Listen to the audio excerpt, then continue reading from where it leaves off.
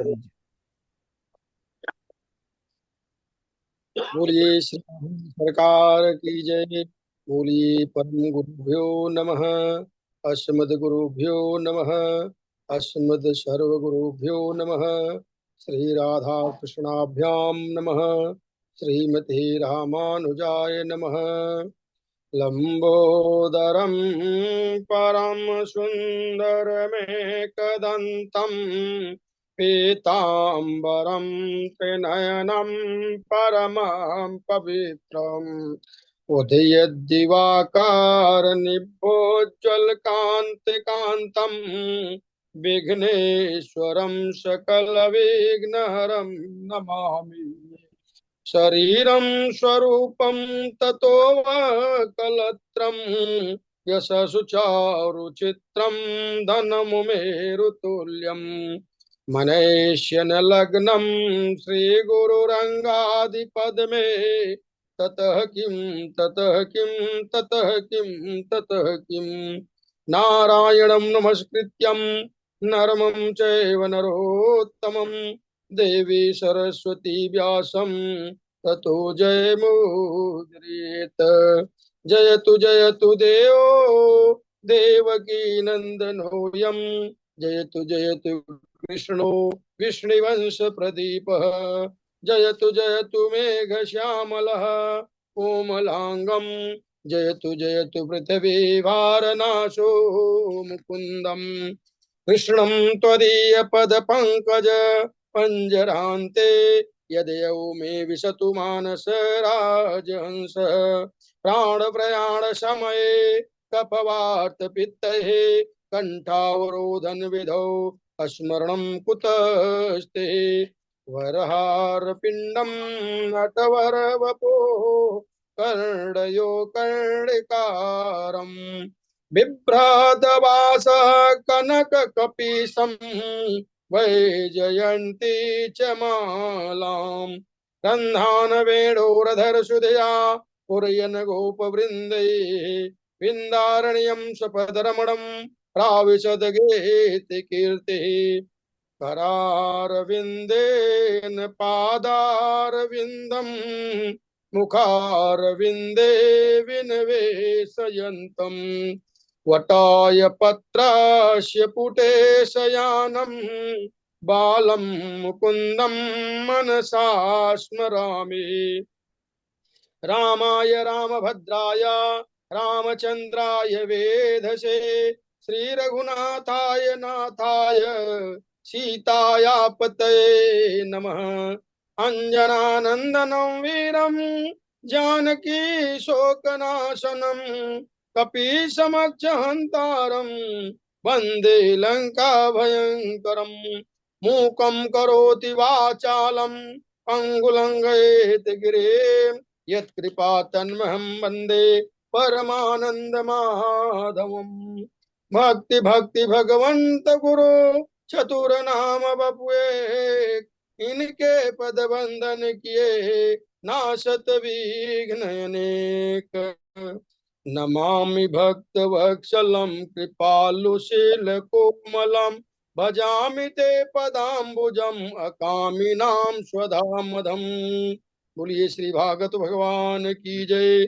अनंत कोटि ब्रह्मांड नायक अचिंत कल्याण गुण गण विनिधान सर्वेश्वर सर्वाधिपति अकारण करुणा वरुणालय अकारण करुणाकारक सकल जन काल्य शाप हास्क परात्मक परम ब्रह्म अनंत कोटि कदर्प दर्प दलन पटिया निर्गुण निराकार सगुण साकार जगदैक बंधु करुण एक सिंधु सच्चिदानंद घन परमात्मा श्री कृष्ण एवं श्री राधा रानी जी के युगल चरणार बिंदों में दास का कोटि कोटि प्रणाम। दास का बारंबार प्रणाम। समुपस्थित भागवत भक्त भागवत कथा अनुरागी सज्जनों भक्तिमयी मात्र शक्ति भगनी बांधो। सिया राम मैं सब जग जानी करहूं प्रणाम जोरी जुग पानी। भागवत इदम स्वरूपम भागवतम जो भगवान का स्वरूप है उसे भागवत कहते हैं। तेन तेन यम वांगमयी मूर्ति प्रत्यक्ष कृष्ण एव ही। यह श्रीमद् भागवत भगवान श्री कृष्ण की प्रत्यक्ष शब्दई मूर्ति है। भगवतः प्रोक्तम भागवतम, भगवान ने जिसका उपदेश दिया है उसे भागवत कहते हैं। भागवत चरितम यस्मिन तद भागवतम, जिसमें भगवान के परम पवित्र चरित्र का वर्णन किया गया है, भागवत कहते हैं। भागवत्या श्री राधाया गुप्त चरितम यस्मिन तद भागवतम, जिसमें श्री राधा रानी के गुप्त चरित्र का वर्णन किया गया है उसे भागवत कहते हैं। भागवतो श्री राधा कृष्णयो इदम स्वरूपम भागवतम, जिसमें श्री राधा कृष्ण के पावन चरित्र का वर्णन किया गया है, जो राधा कृष्ण के युगल स्वरूप हैं उसे भागवत कहते हैं। भक्ति ज्ञान विरांगणाम तत्वम यस्मिन तद भागवतम, जिसमें भक्ति ज्ञान वैराग्य के तत्व का वर्णन किया गया है उसे भागवत कहते हैं। अथवा भागवत में 4 अक्षर है, भ ग व त। भाष्यते सर्वविदेषु गीयते नारदाभिः वदन्ति त्रिश्लोकेषु तरन्ति भवसागरः, जिससे समस्त देवता प्रकाशित होते हैं, जिसका गान नारदादि ऋषि तीनों लोकों में करते हैं, और जो भव सागर से तारने वाली है उसे भागवत कहते हैं। भा कीर्ति वाचको शब्द गकार ज्ञान वाचक वकार वैराग्य देश तकार श्रयते तारक। भागवत में भय अक्षर कीर्ति प्रदान करने वाला है, ग अक्षर ज्ञान देने वाला है, वह अक्षर वैराग्य देने वाला है, और त संसार सागर से तारने वाला है। सर्गस्य प्रतिसर्गस्य वशो मनवंतराणि च वंशाय चरितम चैव पुराणम पंचलक्षणम। यहाँ सूक्ष्म सृष्टि, स्थूल सृष्टि, सूर्य चंद्र आदि के वंश का वर्णन मनवंतर में होने वाले राजा तथा भगवान के भक्तों के वंश का वर्णन किया गया है। ऐसे 5 लक्षणों से युक्त ग्रंथ को पुराण कहते हैं, परंतु इसे श्रीमद् भागवत में 10 लक्षण, यह महापुराण है। श्रीमद् भागवत के प्रारंभ में महात्म का वर्णन किया गया है। महात्म का अर्थ होता है महिमा। महात्मम ज्ञान पूर्वकम श्रद्धा भवति, महिमा के ज्ञान के पश्चात ही श्रद्धा उत्पन्न होती है। परम पूज्य गोस्वामी श्री तुलसीदास जी महाराज जी कहते हैं, जाने बिनु ना होत परितीति और बिनु परतीति हो ही नहीं प्रीति। जब तक यह ज्ञान नहीं होता, जब तक यह ज्ञान नहीं होता, तब तक प्रेम उत्पन्न नहीं होता। इस महात्म में अध्याय है जो पद्य पुराण से लिया गया है, जिसमें प्रारंभ के 3 अध्यायों में भक्ति ज्ञान वैराग्य का वर्णन किया गया है। 2 अध्यायों में पति धुंधकारी का उद्धार, और अंतिम में 1 अध्याय में भागवत सुनने की विधि बताई गई है। मित्रों, यह थी भागवत भूमिका। इसके बाद महात्म शुरू होगा मंगलाचरण से। बोलिए श्री राधे कृष्ण लाल कन्हैया लाल की जय। सच्चिदानंद स्वरूपाय विश्वोत्पत्त्यादि हेतवे तापत्रय विनाशाय श्री कृष्णाय वयम नमः। सत स्वरूप, चित स्वरूप और आनंद स्वरूप, जो विश्व की उत्पत्ति, पालन और संहार के एकमात्र हेतु हैं, आध्यात्मिक, मानसिक तथा आदिदैविक देवताओं के द्वारा प्रदान किया जाने वाला ताप और आदि भौतिक प्राणियों के द्वारा प्रदान किए जाने वाला ताप, इन त्रिविध तापों का जो नाश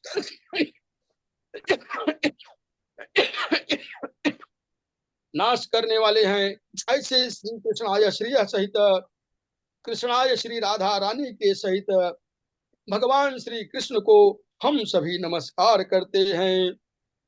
यम प्रवजंत मनुपेत मपेत कृत्यम दैप्यायनो विरह कातर आजुहाव पुत्रोति तन्मयतया तरो विनेदुस्तम सर्वभूतम हृदयम मुनिमानतोस्मि।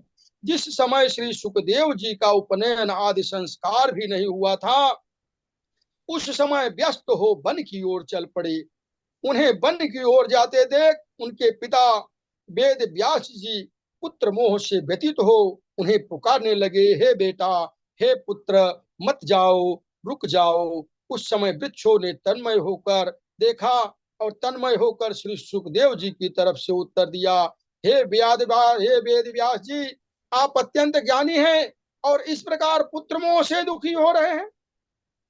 हम अज्ञानी हैं, परंतु हमें देखो, प्रतिवर्ष हम में ना जाने कितने फल लगते हैं, उत्पन्न होते हैं और नष्ट हो जाते हैं, परंतु हम दुखी थे। इसलिए आप भी दुख त्याग दीजिए, क्योंकि आत्म रूप से श्री सुखदेव जी हम सबके हृदय में विराजमान हैं। ऐसे सर्वभूत हृदय श्री सुखदेव जी को मैं नमस्कार करता हूँ। नैमिषे सुतमासीन मभिवाद्य महामतीम कथामृत रस स्वाद कुशल शौनको व्रतीत तीरथ परम नैमिष विख्याता अति पुनीत साधक सिद्धिदाता। तीर्थों में श्रेष्ठ नैमिषारण्य जो अत्यंत पवित्र है और साधकों को सिद्धि प्रदान करने वाला है, ऐसे नैमिषारण्य तीर्थ में विराजमान परम विद्वान श्री सूत जी से कथामृत का रसास्वादन करने में कुशल श्री शौनक जी ने कहा। अज्ञान ध्वांत विध्वंस कोट सूर्य संप्रभा सुताख्या ही कथा सारम मम कर्ण रसायनम। सूत जी, आपका ज्ञान अज्ञानता रूपी अंधकार का नाश करने में करोड़ों सूर्य के समान है, इसलिए आप हमारे कानों को अमृत के समान मधुर लगने वाले कथा सुनाइए। वह कथा भक्ति वैराग्य को प्रदान करने वाली हो, जिससे माया मोह का नाश हो, जिसे वैष्णव भक्तों ने कही हो। इस घोर कलिकाल के कारण प्रायः जीव आसुरी माया आसुरी स्वभाव के हो गए हैं।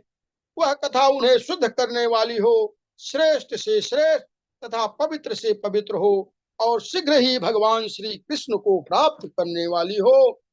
काल व्याल मुख ग्रास त्रास निर्णाश है तवे श्रीमद् भागवतम शास्त्रम कलो किरण भाषितम। काल रूपी महान सर्प का ग्रास बने हुए प्राणियों की दुख की निवृत्ति के लिए कलिकाल में श्री सुखदेव जी ने श्रीमद् भागवत का प्रवचन किया। जन्मांतरे भवेत पुण्यम तदा भागवतम लभेतम। तत् मनुष्य, जब मनुष्य के जन्म जन्मांतरों के पुण्य उदय होते हैं, तब भागवत की कथा सुनने को मिलती है। जिस समय श्री सुखदेव जी राजा परीक्षित को यह कथा सुना रहे थे, उसी समय देवता अमृत का कलश लेकर आए, श्री सुखदेव जी के चरणों में प्रणाम किया और कहा, यह अमृत का कलश आप राजा परीक्षित को पिला दीजिए और बदले में हम सभी देवताओं को अमृत का पान कराइए। श्री सुखदेव जी कहते हैं, क्व सुधा क्व कथा लोके क्व काच क्व महीर महान ब्रह्मरातो विचार्ये तदा देवाच्यहास। श्री सुखदेव जी ने देवताओं की इस व्यापारिक बुद्धि को देखा तो कहने लगे, देवताओं, जैसे कांच मणि की बराबरी नहीं कर सकता, उसी प्रकार स्वर्ग का अमृत कथा अमृत के बराबरी नहीं हो सकता। स्वर्ग का अमृत तो दीर्घजीवी बनाता है और कथा अमृत मनुष्य को दिव्य जीवी बनाता है।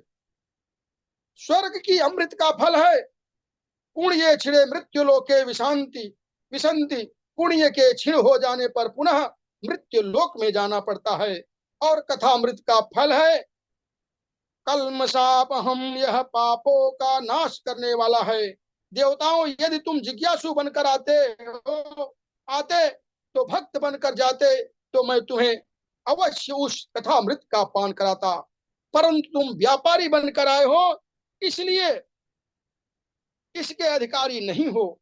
श्रीमद् भगवती वार्ता सुराणामापि दुर्लभा। शौनक जी, है श्रीमद् भागवत की कथा देवताओं के लिए भी दुर्लभ है। जब श्री सुखदेव जी ने देवताओं की हंसी उड़ा दी तो देवता मुंह लटकाकर ब्रह्मा जी के पास आए तथा पृथ्वी में जो घटना हुई थी वह सब ब्रह्मा जी से कह सुनाया। ब्रह्मा जी ने कहा, देवताओं दुखी मत होइए, 7 दिन के पश्चात देखते हैं राजा परीक्षित की क्या गति होती है और क्या दशा होती है। जब 7 दिन के पश्चात जब राजा परीक्षित को मोक्ष देखा तो ब्रह्मा जी को बड़ा आश्चर्य हुआ। उन्होंने सत्य लोक में एक तराजू बांधा, उसमें एक तरफ संपूर्ण साधनों को रखा और दूसरी तरफ श्रीमद् भागवत को रखा। भागवत जी की महिमा के सामने समस्त साधन हल्के पड़ गए। मैं निरे भगवत द्रुपम शास्त्र भागवते कलो पठनाक्षणात् सद्यो वैकुंठ फलदायकम। उस समय समस्त ऋषियों ने माना इस भागवत को पढ़ने से, श्रवण से वैकुंठ की प्राप्ति निश्चित होती है। यह श्रीमद् भागवत की कथा देव ऋषि नारद जी ने ब्रह्मा जी से सुनी, परंतु साप्ताहिक कथा उन्होंने सनकादि ऋषियों से सुनी। शौनक जी ने कहा, देव ऋषि नारद जी तो एक ही स्थान पर अधिक देर तक ठहर ही नहीं सकते। उन्होंने किस स्थान पर और किस कारण से इस कथा को सुना? श्री सुखदेव जी कहते हैं, एक बार विशालापुरी बद्रिका आश्रम में सत्संग के लिए सनकादि चारों ऋषि आए।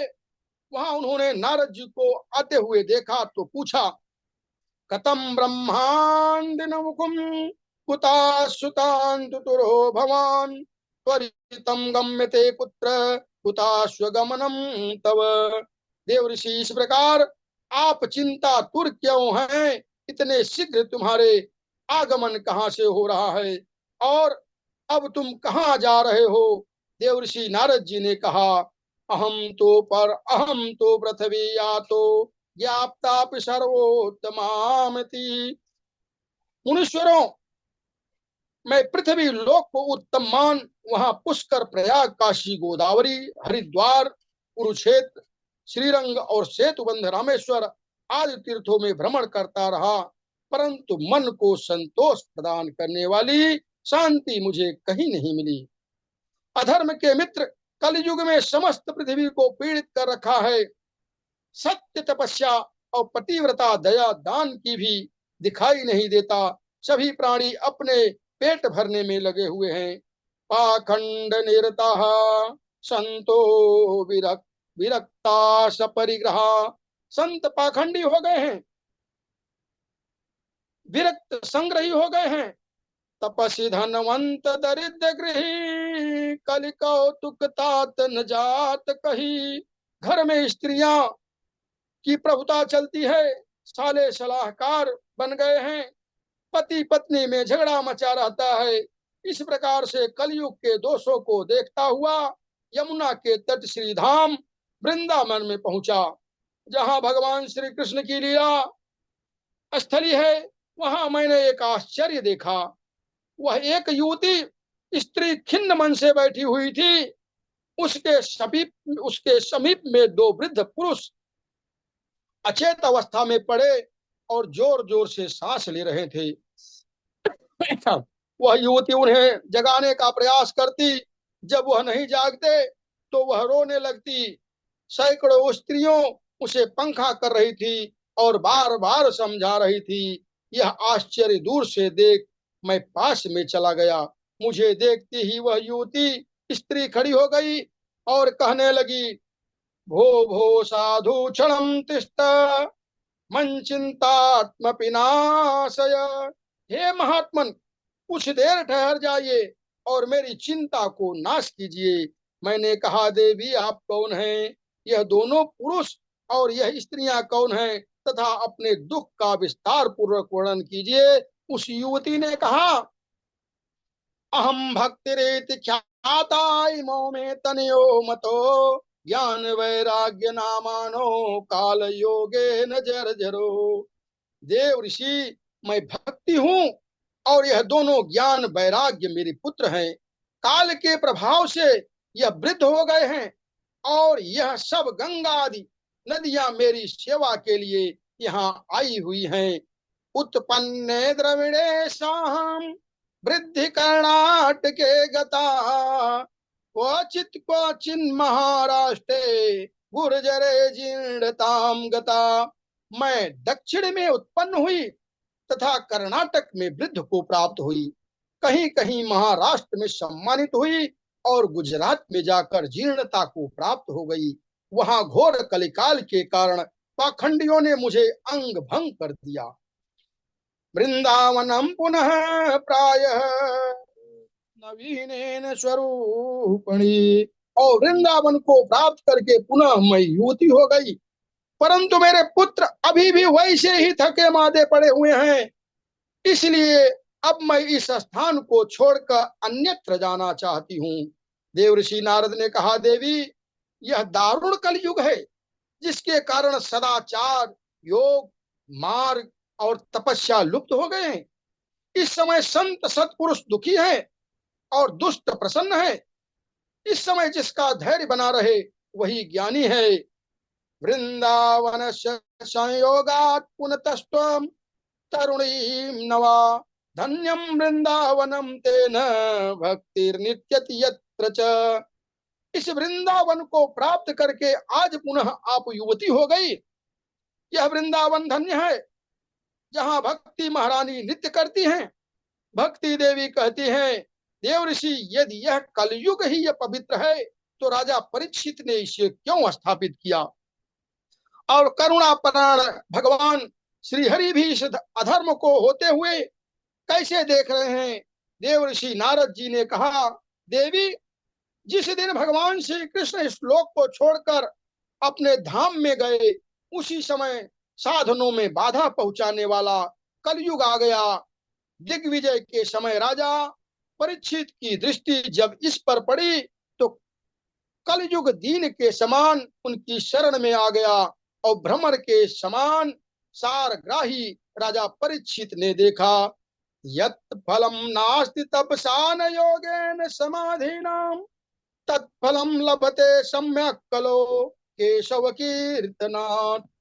जो फल अन्य युगों में तपस्या, योग, समाधि के द्वारा नहीं प्राप्त होता था, वह फल कलयुग में मात्र भगवान श्री हरि के कीर्तन से प्राप्त हो जाता है। इस एक गुण के कारण राजा परीक्षित ने कलयुग को स्थापित किया। देवी, इस कलिकाल के कारण पृथ्वी के संपूर्ण पदार्थ बीजहीन भूसी के समान व्यर्थ हो गए हैं। धन के लोभ के कारण कथा का सार चल गया है।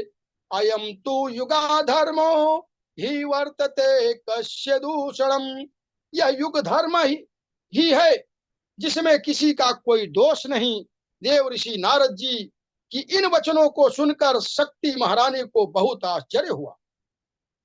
उन्होंने कहा, देवर्षि, आप धन्य हैं तथा मेरे भाग्य से ही आपका यहाँ आना हुआ है, और साधुओं का दर्शन इस लोक में समस्त सिद्धियों को प्रदान करने वाला है। जयति जगति माया यस्य कायाधवस्ते, क्वचन रचन में कम केवलम वा कलस्य। ध्रुव पदमपि यातो यत् कृपाप्तो ध्रुवोयम, सकल कुशल पात्रम ब्रह्मपुत्रम नतास्मि। जिन आपके एकमात्र उपदेश को धारण करके कयाधुनंदन प्रहलाद ने माया पर विजय प्राप्त कर ली, और जिन आपकी कृपा से ध्रुव ने ध्रुव प्रद को प्राप्त कर लिया, ऐसे ब्रह्मा जी के पुत्र देवर्षि नारद को मैं प्रणाम करती हूँ। देवर्षि नारद जी कहते हैं, हे देवी, आप भगवान श्री कृष्ण के चरण कमलों का स्मरण करो, आपका दुख दूर हो जाएगा। जिन भगवान श्री कृष्ण ने कौरवों के अत्याचार से द्रौपदी की रक्षा की थी, वे श्री कृष्ण कहीं गए नहीं हैं, और आपको तो वह प्राणों से भी ज्यादा स्नेह करते हैं। तुम्हारे बुलाने पर तो वह नीच के घर भी चले जाते हैं। हे देवर्षि नारद जी ने जब इस प्रकार भक्ति की महिमा का वर्णन किया तो भक्ति महारानी ने कहा, देवर्षि, आपने क्षण भर में मेरा दुख दूर कर दिया। अब ऐसा प्रयास कीजिए कि मेरे पुत्रों का दुख भी दूर हो जाए और उन्हें चेतना प्राप्त हो जाए। भक्ति महारानी के इस प्रकार कहने पर देवर्षि नारद ज्ञान बैराग को हिला डुला कर उठाने का प्रयत्न किया, प्रयास किया, परंतु जब भी नहीं उठे तो उनका नाम पुकारने लगे। इतने पर भी नहीं जागे तो वेद वेदांत का घोष और गीता का पाठ कराया, गीता पाठ सुनाया। इससे भी वे जैसे तैसे जागे तो परंतु जम्हाई लेकर पुनः के सो गए। यह देख देवर्षि नारद चिंतित हो गए और गोविंद का चिंतन करने लगे। उसी समय आकाशवाणी हुई। उद्यमः सफलस्तेयं भविष्यति न संशयः। देवर्षि, तुम्हारा उद्योग सफल होगा, इसमें कोई संदेह नहीं है। इसके लिए तुम सत्कर्म करो। ऐसी आकाशवाणी हुई कि हे देवर्षि, तुम सत्कर्म करो और वह सत्कर्म से तुम्हें साधु पुरुष बताएंगे। आकाशवाणी को सुन देवर्षि नारद विचार करने लगे। आकाशवाणी ने भी गुप्त रूप से वर्णन किया है। वह कौन सा साधन है जिसके करने से ज्ञान वैराग्य की मूर्छा दूर हो जाए। देवर्षि नारद ने ज्ञान वैराग्य को वहीं छोड़ और तीर्थों में जाकर संत महात्माओं से पता करने लगे कि चल पड़े। संत महात्माओं ने नारद जी को आते हुए देखा तो अपनी अवज्ञा के डर से मौन धारण कर लिया, और कोई संत तो आश्रम छोड़कर भाग गए और कोई भी किसी कौन मौन हो गया और किसी एक निर्णय पर नहीं पहुंचा। तो देवर्षि नारद ने तपस्या करने का विचार किया, क्योंकि अरे तप बल रचये प्रपंच विधाता, तप बल विश्व सकल जगटाता, तप बल रुद्र करय संहारा, और तप बल से सधर मही भारा। तपस्या करने के विचार से देवर्षि नारद जी बद्रिक आश्रम आए। वहां उन्होंने सनकादि मुनीश्वरों को देखा तो उनके चरणों में प्रणाम किया और उनसे कहा, हे मुनीश्वरों, आप दिखाई तो 5 वर्ष के लगते हो, परंतु आप पूर्वजों के पूर्वज निरंतर हरि शरणम इसका जप करते रहते हैं, जिससे वृद्धावस्था आपको बाधित नहीं करती। जिन आपके भ्रूभंग मार्ग मात्र से भगवान श्री हरि के द्वारपाल जय और विजय वैकुंठ से पृथ्वी में गिर पड़े थे, और जिन आपकी ही कृपा से उन्होंने पुनः वैकुंठ को प्राप्त कर लिया है। हे मुनीश्वर, वो आकाशवाणी ने जिस साधन के लिए विषय में मुझे कहा, वह कौन सा साधन है बताइए। सनकादि मुनीश्वरों ने कहा, देवर्षि प्रसन्न हो जाओ, क्योंकि वह साधन बहुत सरल है और पहले से ही विद्यमान है। श्रीमद्भागवत वार्तालापः स तु गीतः सुकादिभिः। वह है श्रीमद्भागवत की कथा, जिसका गान सुकादि मुनीश्वर करते हैं। इस श्रीमद्भागवत के द्वारा भक्ति, ज्ञान, वैराग तीनों को महान बल मिलेगा और ज्ञान वैराग दोनों का कष्ट दूर हो जाएगा। देवर्षि नारद ने कहा, मुनीश्वरों, जब वेद वेदांत की और गीता पाठ से ज्ञान वैराग्य की मूर्छा दूर नहीं हुई तो वह श्रीमद् भागवत से कैसे जगेगा। और क्योंकि भागवत के प्रत्येक श्लोक और पद में वेदों का अर्थ ही है तो निहित है। तो सनकादि मुनीश्वर ने कहा, देवर्षि, जैसे वृक्ष में जड़ से लेकर शिखा पर्यंत रस विद्यमान है, परंतु जो स्वाद फल से प्राप्त होता है वह स्वाद लता और शिखा से नहीं हो सकता। दुग्ध में घी विद्यमान है, परंतु घी से जो पकवान बन जाता है वह दूध से नहीं बनाया जा सकता। घी के द्वारा आहुति दे सकते हैं और दूध के द्वारा आहुति नहीं दे सकते हैं। दूध से अगर आहुति दे देंगे तो अग्नि बुझ जाएगी और यज्ञ नहीं हो पाएगा और अग्नि शांत हो जाएगी। इस प्रकार जैसे गन्ने के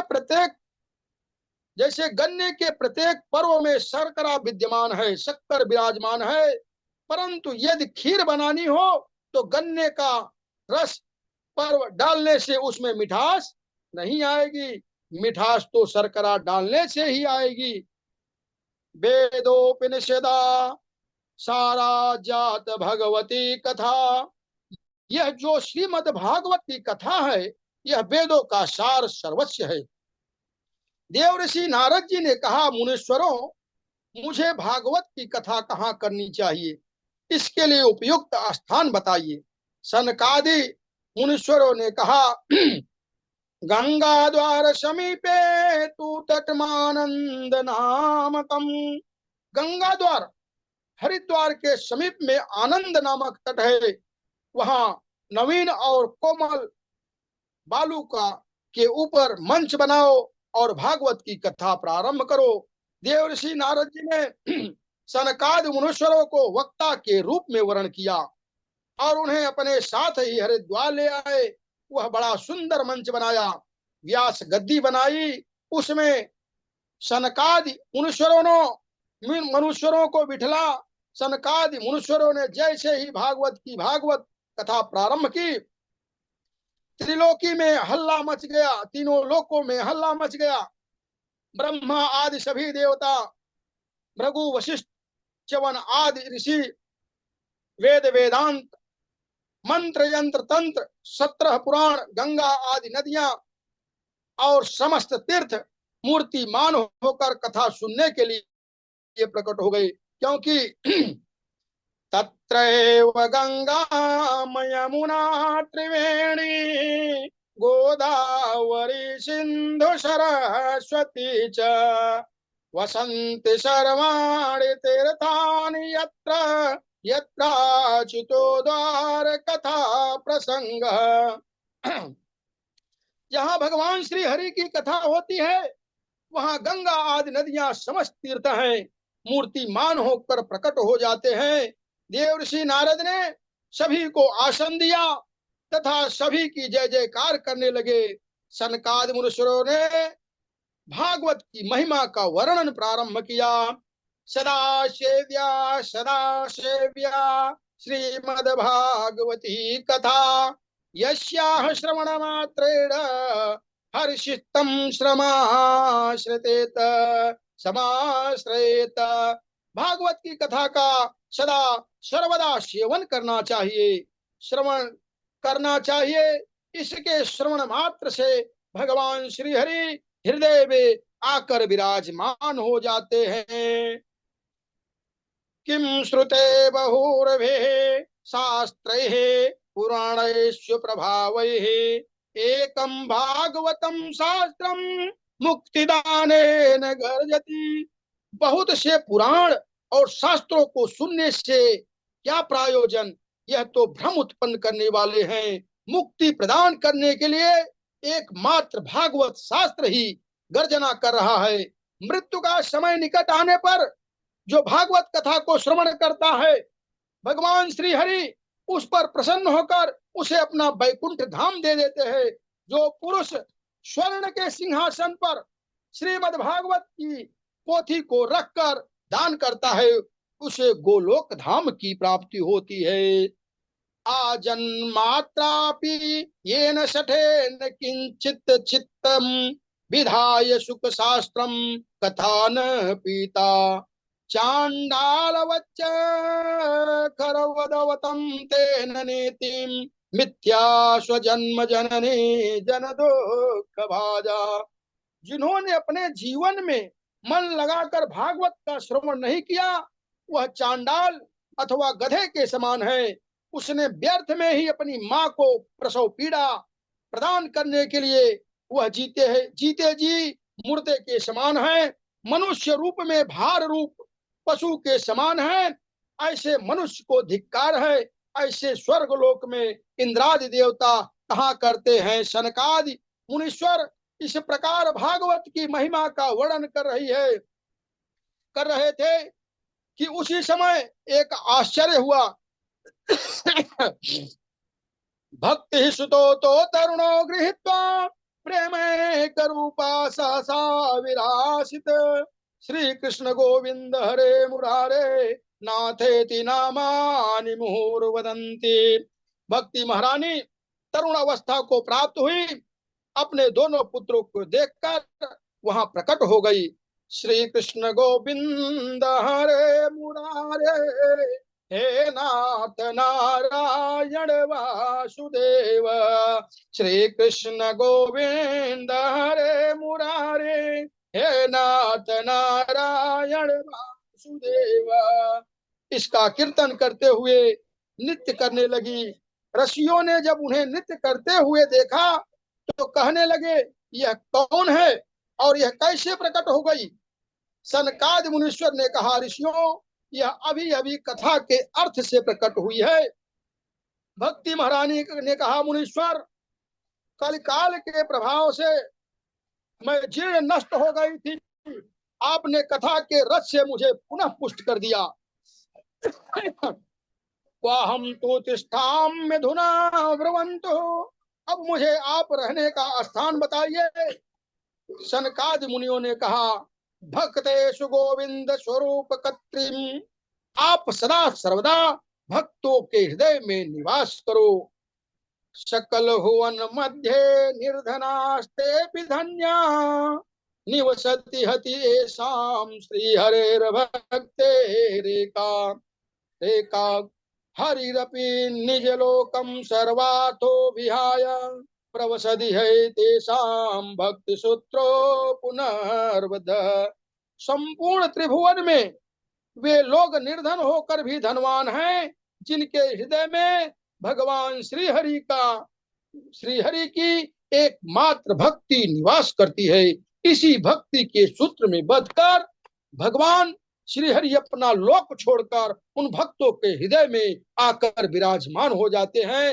हे देव ऋषि नारद ने भक्ति ज्ञान वैराग्य की तरुणावस्था को देखा तो कहने लगे, मुनीश्वरों, मैंने भगवान की अलौकिक महिमा को देखा है।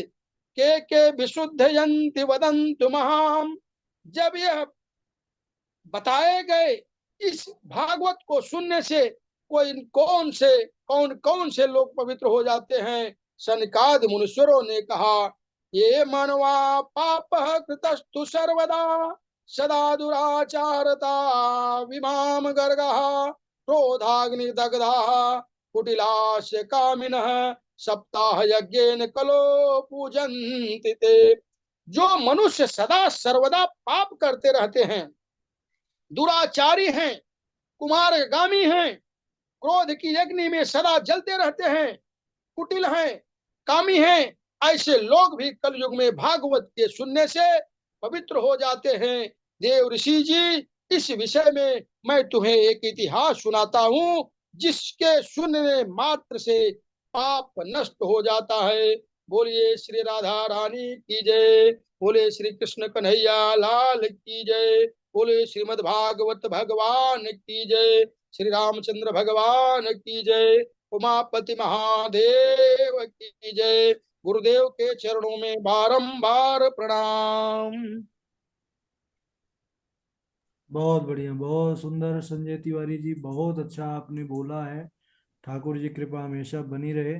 बस इस श्लोकों में त्रुटियां जो हैं उनको ध्यान देना होगा। बाकी आपका जो वक्तव्य है वो बहुत बहुत अच्छा, यानी एकदम आनंदित कर दिया आपने। आपका जो शैली है वक्तव्य का, पूरा भावार्थ बड़ा बढ़िया है। बाकी झाजी आगे मार्गदर्शन करेंगे। जी गुरु जी, बहुत प्रणाम। बहुत सुंदर का आपने आज वर्णन किया, सबों को प्रसन्न कर दिया। जय श्री राधे, जय श्री राधे। इसी प्रकार आपका वक्तव्य चलता रहे, कम से कम सप्ताह में एक दिन हम लोगों को आप लाभ पहुंचाते रहे। जय श्री राधे, जय श्री राधे। आपका आशीर्वाद बना रहे गुरु जी, बस। श्री राधे। बहुत क्या बहुत तिवारी जी।